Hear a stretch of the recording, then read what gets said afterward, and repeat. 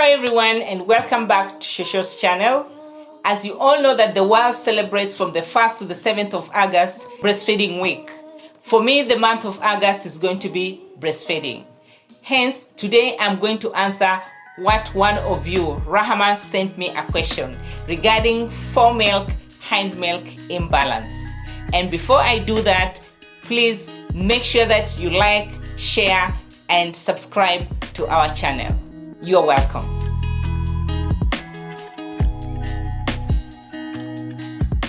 So, what is Foremilk and Hindmilk imbalance? Foremilk, Hindmilk imbalance means that we are having more of the Foremilk and less or not at all of the Hindmilk. That is what we call Foremilk, Hindmilk imbalance. The causes are, I'm going to mention a few. One is short feedings. You put the baby to latch and the baby is there for a short time. Either the baby will relatch or the baby will fall asleep. Another thing is frequent switching of breasts. We put the baby on one breast and in our mind we are thinking, no, I'm not comfortable with this hand, and then we switch to the other breast. Or we also tend to think that this breast doesn't have enough milk, then let me switch to this other one. That frequent switching of breasts also causes that imbalance. Another one is overactive letdown. Anytime we are putting the babies on the breast and we have not fed for some time, our breasts are always heavy. So the milk comes out with a lot of pressure and the milk is a lot. So then when the baby takes that will mean that the baby is taking in first the Foremilk and the baby will switch from the breast or baby will relatch from the breast, and then the baby doesn't have a chance to take in what we call the Hindmilk. That is also a cause of the Foremilk, Hindmilk imbalance. So then how do you know your baby is having this Foremilk, Hindmilk imbalance? Rahama has clearly mentioned two of them and I clap for you, Rahama, for that. That is green stool and fussiness. That is very true, Rahama. So what else? How else will you know that my baby is having this imbalance? So green poop is one of them, fussiness is one of them, and then gassy. The baby is gassy, meaning then the baby is colic, the baby becomes uncomfortable. And another thing is that the weight of the baby's growth becomes slow. The baby is not gaining weight. Then that means that your baby is having what we call the Foremilk, Hindmilk imbalance. So then, how are we going to manage this imbalance? We want, of course, our baby to grow.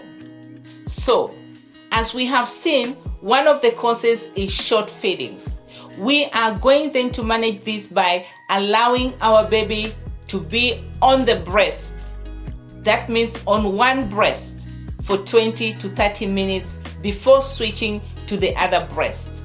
That way we'll be allowing the baby to get in the Foremilk and then taking the Hindmilk.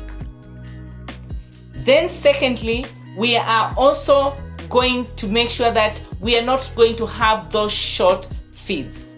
If our baby is sleeping just after we put the baby on the breast, we are going to tickle the baby's feet, we are going to tickle the baby's chin to make sure that that baby is alert, to make sure that the baby is feeding, not having short feeds, but the baby is feeding well enough and making sure that the baby is able to get the Hindmilk.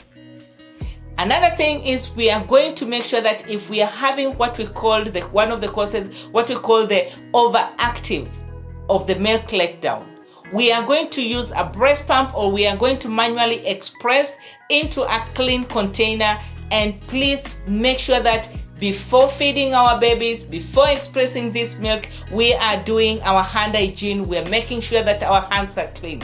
So when we can also manage by expressing that milk either manually or using a breast pump to reduce the amount of milk in that breast, so that this is not coming out a lot and it's not it's not causing the baby not to take what we call the hind milk. So if you express part of the milk, you are taking out actually the foremilk, and then put the baby on the breast so that the baby breastfeeds what is remaining, the foremilk that is remaining, and the baby is able to get to the hind milk in time. And then whatever that else that you had expressed, then you can cup feed the baby or spoon feed the baby. Make sure also that we are feeding our babies on demand. I remember in one of the videos I've mentioned that our babies should feed 8 to 12 times in 24 hours.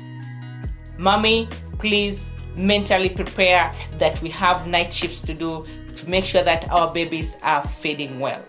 So frequent feeding of the baby, 8 to 12 times in 24 hours, or let us please feed our babies on demand. Some babies will wake up within 1.5 hours. Please make sure that we feed them. We also need to make sure that we are monitoring our baby's growth. You may be having a weighing scale at home. You may not have to go to the clinic to make sure that your baby is growing. You can weigh yourself, then take the baby, weigh yourself together with the baby, subtract, and see how well your baby is gaining weight. If the baby is not gaining weight, please make sure that we are doing the correct feeding, not switching the breast, not giving our babies short feedings, and make sure that our baby is getting what we call the hind milk. I would also advise that going with this year's theme of closing the gap, breastfeeding support for all, please, I advise you get support from a lactation consultant, or make sure that you are in touch with your pediatrician, who will be able to pick out if the baby is not gaining weight or if we are having this imbalance. Please don't hesitate to reach out to lactation consultants who will be able, or your pediatrician who will be able to guide you, support you in this, and we should be able to overcome foremilk, hind milk imbalance. Thank you so much for watching. I look forward for another question in that comment section regarding breastfeeding, so that we can walk this journey together. God bless you.